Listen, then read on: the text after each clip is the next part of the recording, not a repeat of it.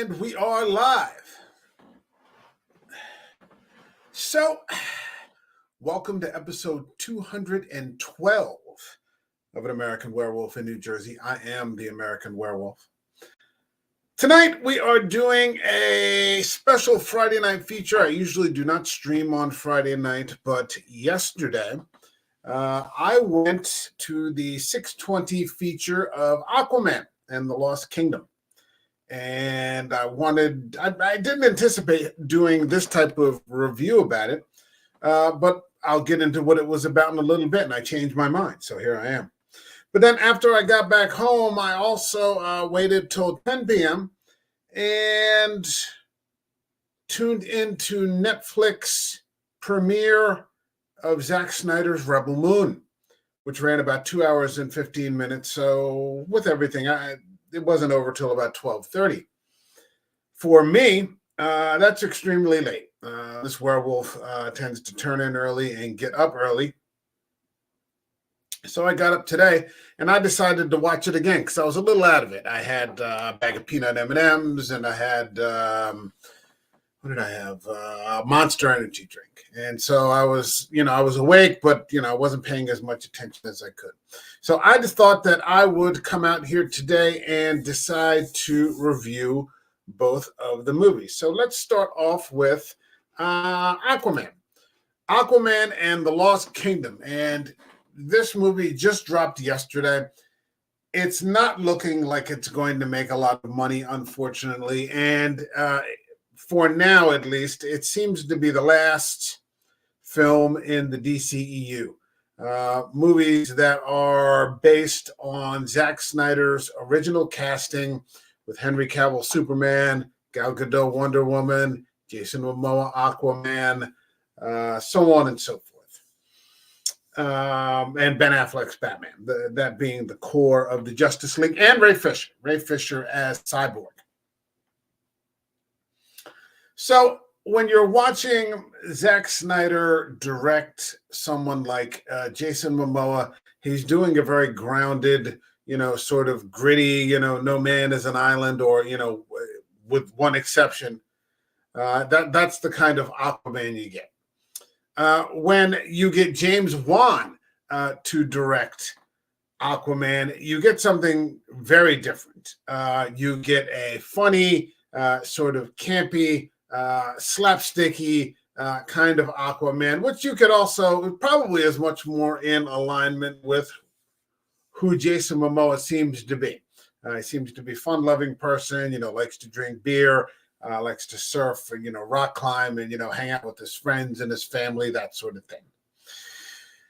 So the first time I saw James Wan Aquaman, the original, I was okay with it. I basically summed it up as Thor, Ken Branagh's Thor underwater, in that he steps into the role of who he's supposed to be, and at the end of the movie becomes the King of Atlantis. He gets the girl, Mira, which is Amber Heard, and he defeats his evil brother, played by Patrick Wilson. And I'm a huge Patrick Wilson fan, and so we're getting it out of the way. I have nothing against Amber Heard. She was not my wife. I don't know Johnny Depp or Amber Heard.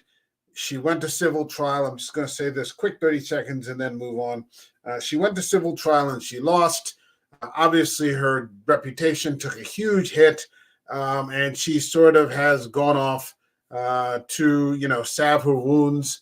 But I'm not one of those people that, at least under circumstances like this, hopes for people to just continue to stay down and, just go away and never come back and never have any sort of redemption arc. She comes back soon. She's paid her debt. She doesn't owe anything to me. And I hope she's back soon making movies, because that's what she does, at least up until this point. I wish her well. So I saw the first Aquaman movie, and yeah, it was okay. And it made $1 billion. This one doesn't look like it's going to make that much money. And that's a shame, because I walked in there really not expecting much. And I had a really good time with it. I'm not going to lie. I had a fantastic time with this movie. It had great action. I thought the special effects, the CGI was really good. Now, of course, it's Aquaman, so guess what? It's going to be a lot of CGI, but I trust James Wan as a director. I've been a fan, I'm a huge fan of his Conjuring universe and all the related things that have come about from that. Some of his other, I think he did Sinister. Was it Sinister? Was that the one he did? That was pretty good. Or the other one with Patrick Wilson. I can't remember if it's Sinister or something else. I can't think of it, but I am a James Wan fan. So I walked in there really not expecting much. The last movie, and of course on X and on Twitter, they're bagging it everywhere before it even. The hate is just all over the place. Whether you're a Snyder fan, you're pissed off, or you're a real fan, and you're pissed off. Everyone seems to take it out on these movies that probably have nothing to do with why they're really angry. I mean, Jesus Christ. So I walked in there not expecting much, and I had a blast. And the basic premise of the movie is that this is like 4 years after the original Aquaman. And this was one of those movies that, if I'm not mistaken, was it kind of went through production hell trying to get released. This is supposed to have been released quite a few years ago, 2 or maybe 3 years ago. And it just got held up because of COVID. And the pandemic and everything froze, and then we had the actor strike, and I think at one point James Wan threatened to sue DC, or was it James Gunn? I can't remember specifically, if they didn't let him release this movie. My understanding, I think it's had numerous reshoots, so on and so forth. So bearing all this in mind, I came in there with incredibly low expectations, and I had a great time watching it. Basically, the story, like I said, 4 years later, Aquaman is now married to Mira, Amber Heard. They have a baby together. There's some, sort of comic things with, changing diapers, so on and so forth. He lives on the surface with his father, and, Junior and Mira, but then they also double as the king and queen of Atlantis, which is sort of like everything else in the world. I actually like this. Everything in Atlantis is paralyzed by politics and people that don't want to budge from their positions. So nothing ever really gets done. And even though he's the king, there's a big circle of politicians or royals that don't really allow him to do much without their approval. So he hasn't really, there's always that, question as to, what is a leader supposed to do? Is he supposed to lead and, allow other people to, show them where to go? Or does he sort of interpret the will of everybody and then, implement that to the best of his ability, which I think he's doing the second, before I think he eventually realizes he needs to do the first and just lead. And then people are going to follow. So there's kind of that. He's up there drinking beer, and it's kind of fun. His old rival Manta is sort of nursing his wounds and trying to repair his Manta suit so he can take Aquaman on again. And he, with a group of scientists that he's teamed up with, are searching in Antarctica for, some sort of Atlantean, power that they can use to, rebuild the suit. And what they end up tapping into is the Lost Kingdom and the Emperor, the tyrant who ran the Lost Kingdom centuries ago, that was banished into like this deep ice by the Atlantean king of the time. Manta, David Kane, grabs this black trident, which gives him superpowers. Obviously, he's, super jacked and steroided, so to speak. So now he can fight Iron Man. His suit is much stronger. And he proceeds to go to all these Atlantean depots where I guess it's the equivalent of Atlantean fossil fuel, which they steal and then use this to melt more ice. There are these weird parallels to climate change, so he can actually free the tyrant who actually owns, because as he grabs the black trident, he becomes more and more taken over. His personality is taken over by the tyrant. It's sort of like an evil, haunted sort of weapon, and so they're going from place to place trying to free this tyrant, locate him, and free him from this ice, which is melting. From the surface perspective, is melting all the ice in the water. So the water is rising, so on and so forth. There's these constant reports about record heat. He's just wreaking havoc below and above. Bottom line. So if you're sensitive to climate change or something like that, that's going to bother you.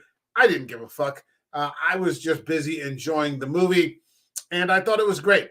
I thought it was fantastic, and yeah, what wasn't to like? There was great action. The fight scenes I thought were fantastic. Eventually, Iron Man has to, free his brother to help him, Patrick Wilson, to help him defeat Manta. I've been a big Patrick Wilson fan for forever. There's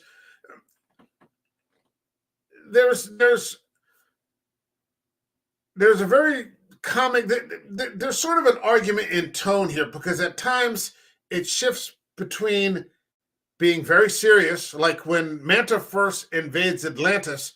That, and I'm trying not to get into too many spoilers, that is a very serious action scene. I mean, it's great action, great fights, but then it'll pan over to something, that's just completely slapsticky. By the time he gets to having to free his brother, it gets into like this brotherly sort of competition, big brother, little brother, pranking. One's still mad at the other. Patrick Wilson's still angry at Jason Momoa, until he kind of realizes that Momoa never wanted to be king of Atlantis in the first place. The takeover isn't a hostile takeover. It's that Patrick Wilson in the first movie was trying to take control of the entire world, including the surface.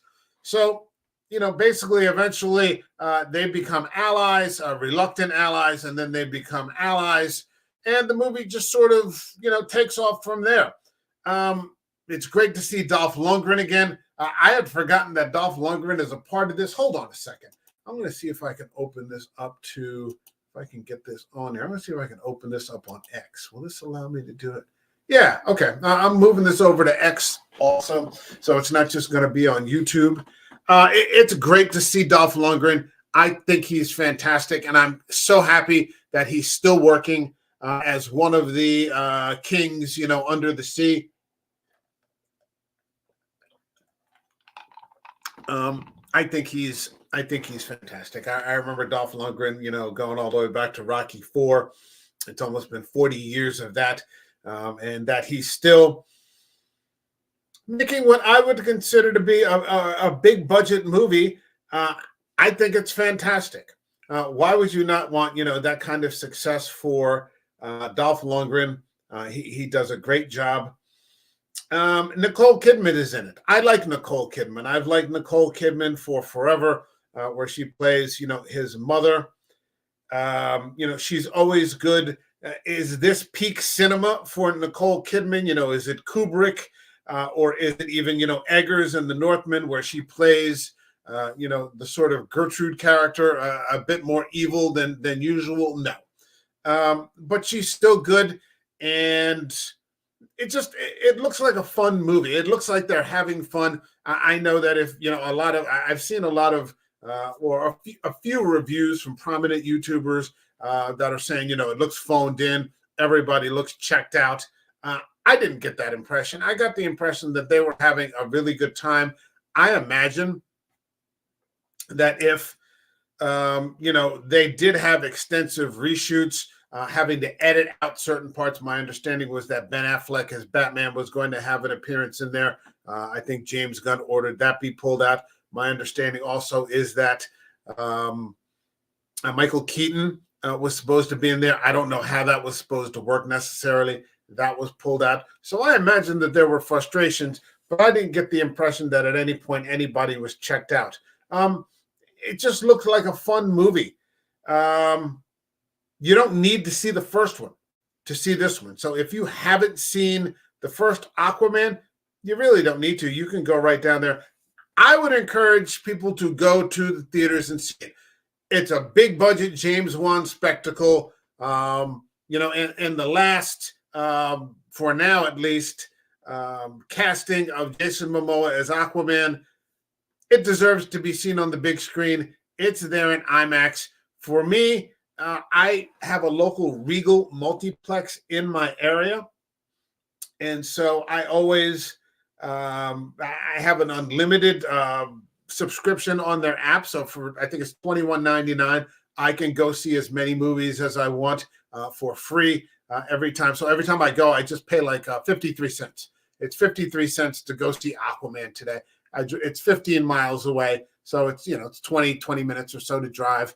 And it's absolutely worth it. I understand, of course, that movies are expensive today, but I would recommend going to see this in the big screen. I would love to see Jason Momoa come back as Aquaman. I know that, long box collecting comic book fans didn't like him. Aquaman's supposed to be some blonde-haired, lantern-jawed, Reacher, looking like Jack Reacher kind of character. I like the way this guy played it for Snyder and for Wan. He's got the Chad thing going, and I think he was a fun Aquaman. I don't have a problem with this. What else is I would strongly encourage, go out there and catch it. It's Christmas weekend, it's Christmas holiday. If you've got some time off, it's a good movie to, take the kids to, take your wife to, go by yourself, just sit there with some popcorn, watch some Aquaman. I'm not, even though, I'm not happy about the way DC treated Zack Snyder. I'm not one of these people that wants, the Hollywood industry or whatever to burn. It's a good movie. It's a fun movie. Amber Heard, let's get off that track. Let's talk about Amber Heard for a minute. Amber Heard is in it for a pretty good amount of time. I'd say about 20, 25 minutes. Amber Heard is in there. She looks great. There's absolutely no doubt in my mind. She is still a full-on hottie. Whatever happened in that trial is whatever. It's none of my business. But she did a good job as Mira. Conjuring the Atlantean power. Just yesterday, before I went to go see this, I watched probably the 2/3 of Zack Snyder's Justice League, and where she's in that fighting Steppenwolf. I like her. I like her as Queen Mira. I wouldn't mind seeing her come back sometime, which I'm going to get into in a little bit, working for DC in this role again. I think she does a good job. She's not, she's not Meryl Streep or, this isn't Sophie's Choice. And most of the people that are in these films are not great thespians by any stretch of the imagination. But the two directors between Wan and Snyder only really need somebody who can give like this muted, kind of tough performance. And Momoa's good at that. She's good at that. I've been a fan of hers since The Rum Diary, where her and Johnny Depp first met. So, but she's good in this. And if she's good, better do what she does. She was good. I'm trying to think. There's also, one of the other things that sort of plays in this movie is that there's a lot of themes about family. And, as strange as, I don't know, if you think that's strange, but there is. Now, Aquaman is a husband. So at one point, when Manta attacks Mira, he becomes, enraged, and just, like deeply protective, get away from my wife. You see him as a father, wanting to protect his son, which I won't get into, spoilers about the the events of the movie. I'm just trying to keep it very general because this movie just dropped yesterday.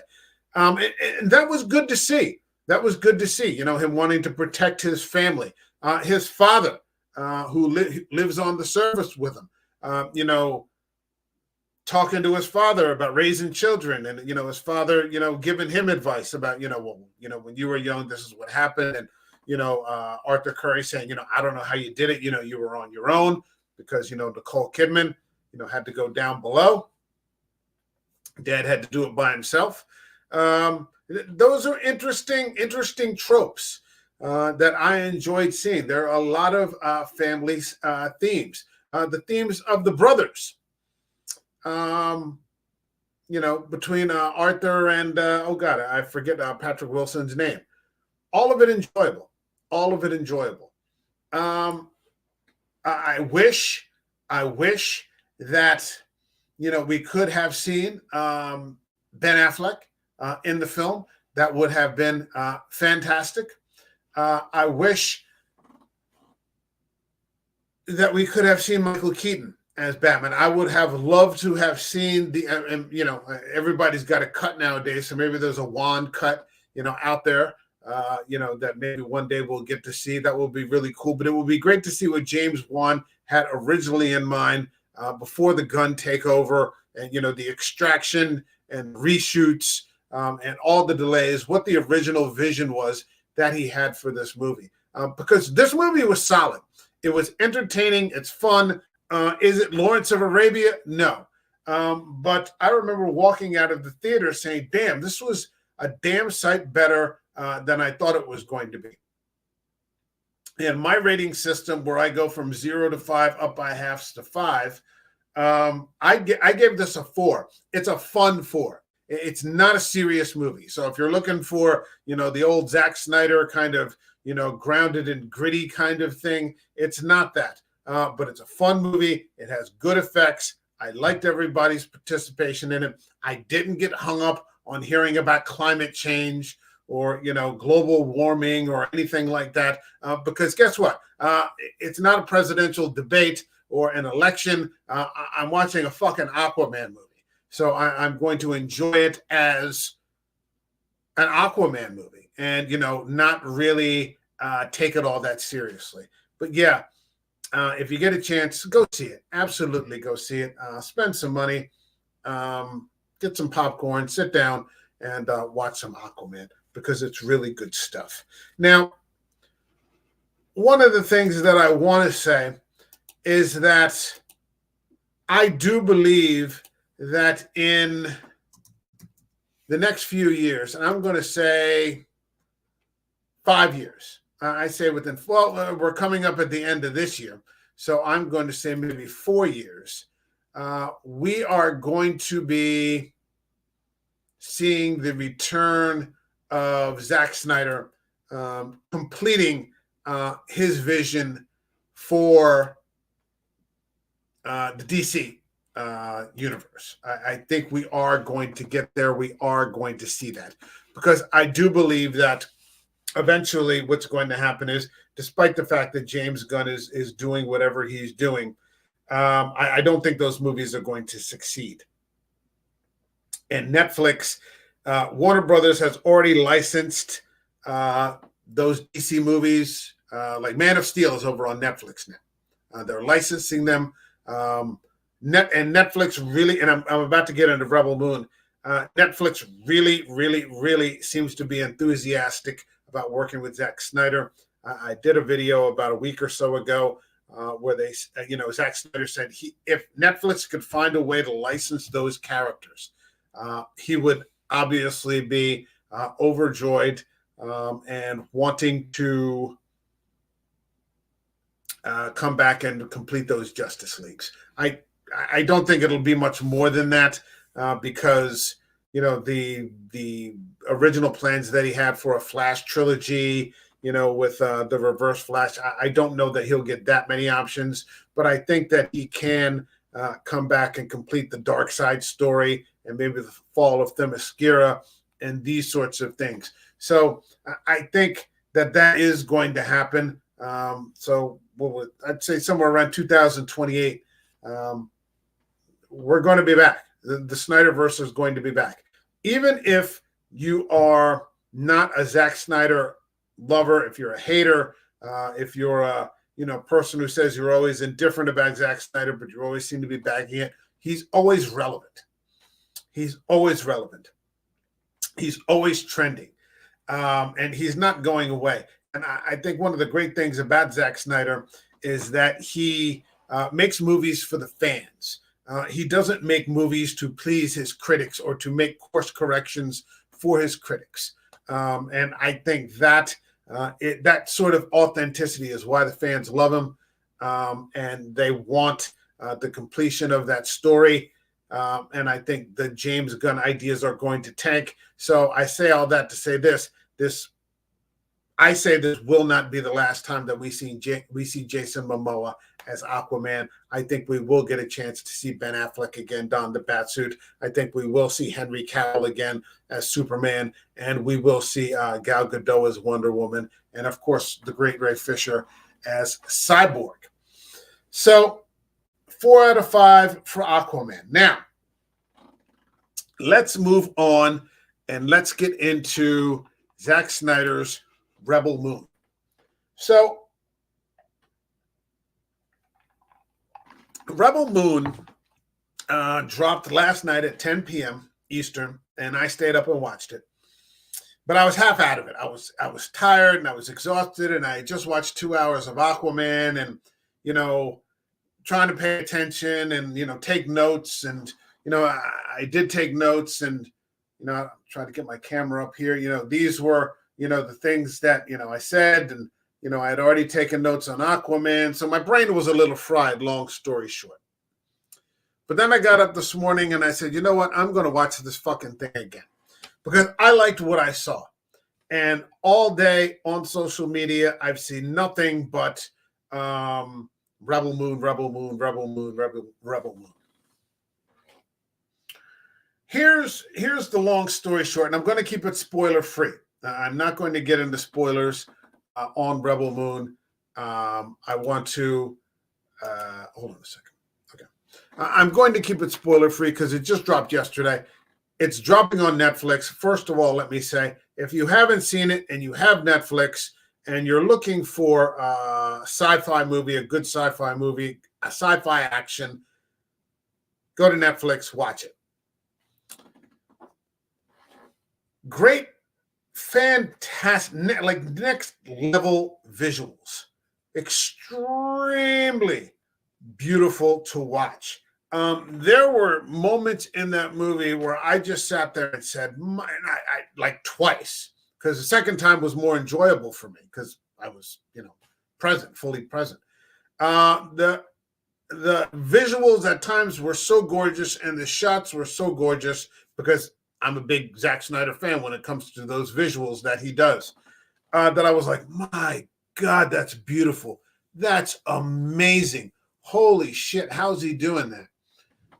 So it looks very beautiful. It's got good action. I like the action scenes. You have Sophie Boutella as Cora, so you have a female lead doing action. I don't have a problem with that. I didn't feel that it was over the top, or I felt that the suspension of disbelief was there. I saw some of the nerds saying today, oh, well, she can't be doing all that other stuff to men. And I'm just like, shut the fuck up. Shut the fuck up. Sophie Boutella, I thought was great as Cora. And it's not a perfect movie, and I'm going to get into that too a little bit, but I am going to keep it spoiler free because it just dropped last night and I want people to see it. The basic story is, and this is as close to a spoiler as I'm going to get. So this is it. if you've ever seen the film Kurosawa's Seven Samurai, it's one of the greatest movies ever made. I love Seven Samurai. It's one of my all-time favorite films. It's one of those films that, it's not like you watch it every 6 months. I don't like to watch the movies that I really love very often because I never want them to get played out for me or, to come across as tired. And, I'm watching one of my favorite movies and I realize that I'm, looking at my phone or staring out the window or start reading a book or whatever. If you get to this movie basically is Seven Samurai up to the point where they form the team. If you get to the point in Seven Samurai where, they assemble the seven, that's basically what this movie is. You get the background story on the bad guys, the setting in the village, because Seven Samurai is basically the story of seven warriors who are hired basically for food, that they're getting paid in food to save a village from these bandits that are going to take everything. Now, my understanding is that this movie was originally an idea that Zack Snyder pitched to Lucasfilm for an independent Star Wars film that had nothing to do with Skywalkers and Solos and Chewbacca's, that it would be the Empire coming to this one planet to just pillage it, like, like mafia extortion, like organized crime extortion. You better give it to us or for, because we're friends, right? So we're just going to take everything, that sort of thing. And so they go out and hire seven warriors to help them and train them to, defend what little that they have. And that's basically the premise of Seven Samurai. And that's basically the premise here, except that it's set in space. Now, if that is the case, I could understand why Lucasfilm passed on this, because it is dark. This is a very, very dark movie. The themes are dark. And I don't want to get into, spoilers, but I'll say a couple of things. You've got some very violent deaths. These aren't just stormtroopers, clacking off, with a couple of shots and people just fall over. There are a couple of, especially in the beginning, pretty nasty deaths. There are a couple of there's a gang rape scenario going on in here. Like, if stormtroopers just started taking off in Star Wars, started taking off their outfits and just started, piling on one woman, you'd be like, what the fuck kind of Star Wars is this? You have that sort of thing. So I could understand why Lucasfilm would say, yeah, this isn't for us. That said, I really, really enjoyed it. You've got Anthony Hopkins, and in my opinion, Anthony Hopkins wasn't in it nearly enough as the voiceover for this android. Anthony Hopkins may have had the best scene in the film towards the beginning of the film in a scene of action. It's great to watch. Yeah, I mean, it's the Rebels versus the Empire. You've got a good cast. You've got Charlie Hunnam. You've got, that's Dijon. Oh, God, I can never remember his name. But you've got a good cast of characters. I liked it a lot.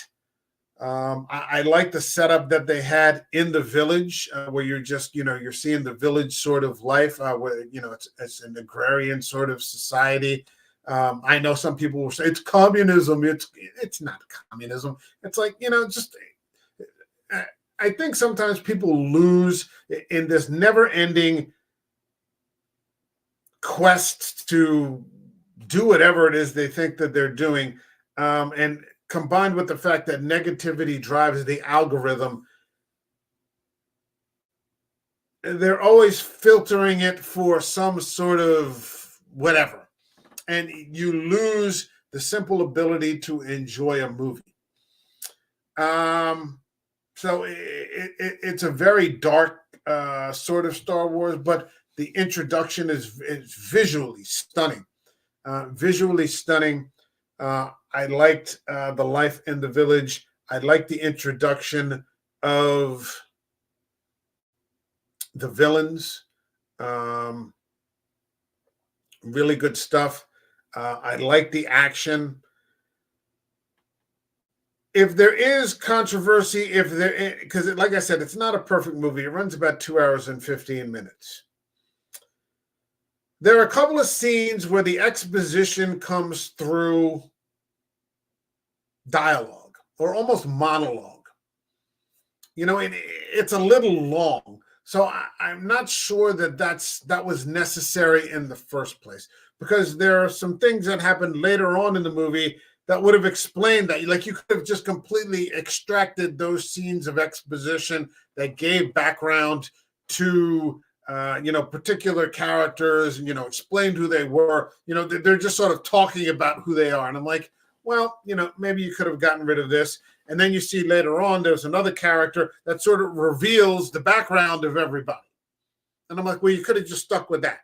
And like, not knowing anything about the characters, because sometimes it's best not to explain things. You don't have to explain everything all the time. Otherwise you have a Stephen King book.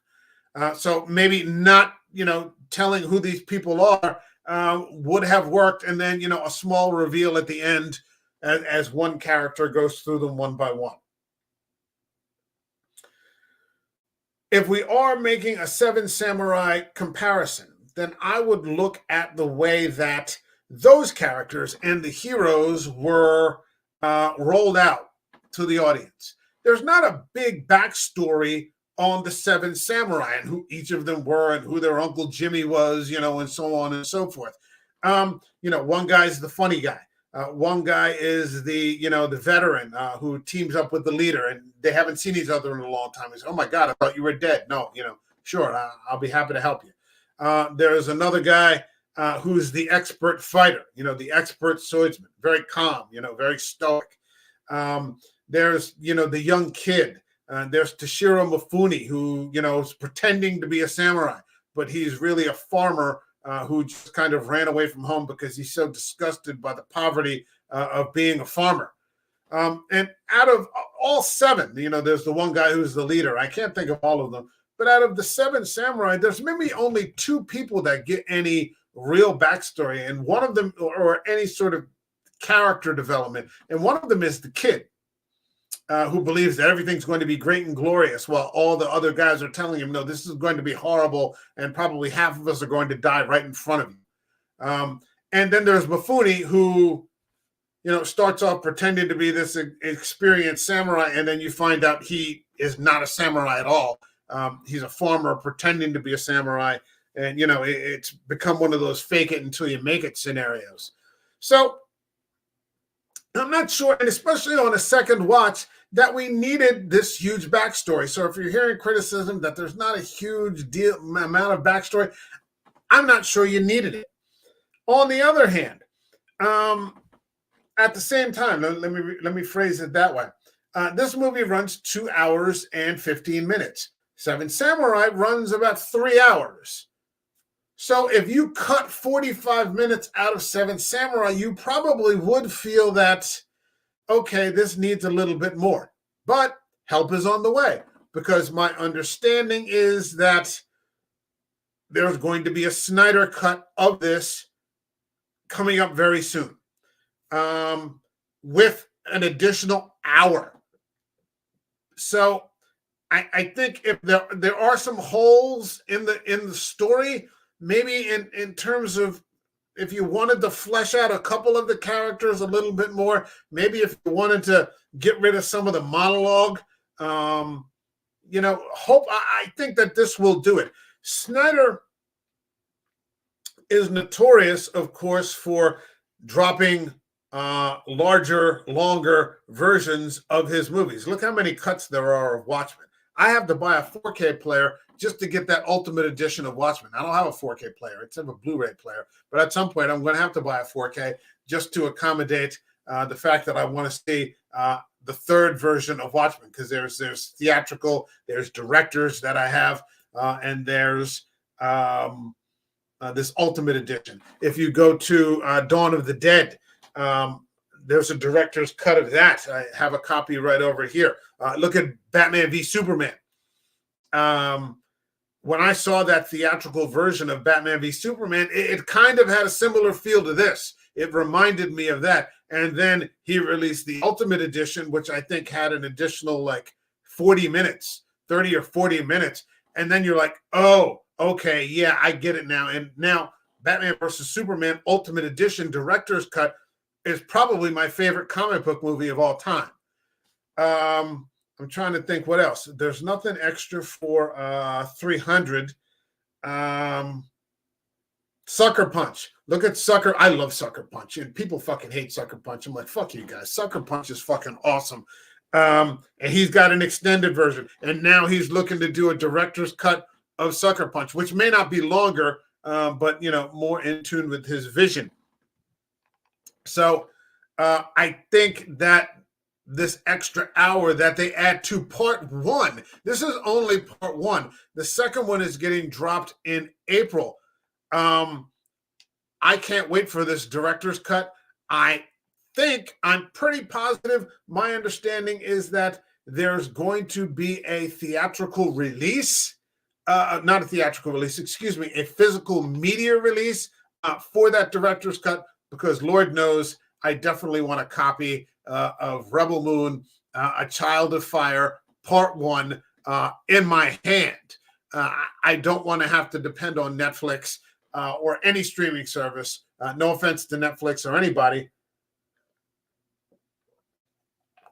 But as the saying goes, it's always best to have your own. I want that director's cut in my hand. As you go on to meet these characters, they're interesting characters that become the team of heroes. You've got kind of a samurai warrior who's taking on Jenna Malone. That's all I'm going to say. Jenna Malone is in this. Snyder tends to work with kind of the same people, and they love him. You've got Ray Fisher. It was great to see. I didn't recognize him at first. I love Ray Fisher. I think he's great. It was great to see him again because I was just watching him before I went to see Aquaman play as Cyborg, where he was good. He's really solid in this. Charlie Hunnam. Holy shit. Again, I'm not going to get into spoilers a great deal, but Charlie Hunnam was really, really good in this. There are some plot twists that the movie throws at you, but in a good way. And yeah, I mean, you've just got some fantastic action. Charlie Hunnam plays somebody named Kai. You've got the Tarek storyline, kind of this slave.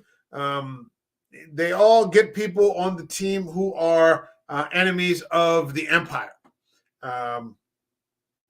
Who don't like the Empire, who've been wronged by the Empire, you know, because I'm sure there's no shortage of people who've been fucked over by, you know, organized crime. So you could put those people together, you know, with a little bit of elbow grease, and that's what they end up doing. Yeah, Ray Fisher as Blood Axe. I love the samurai character Nemesis. You know, General Milius. Or just Milius, not General Titus. And Titus is just a great name for a general because it always reminds me of Titus Andronicus, which is my favorite Shakespearean play because Titus Andronicus was just a madman who was deeply wronged by the powers that be and exacts a horrific revenge upon them. There's not too much context or background story on the villain. There's enough. There's enough.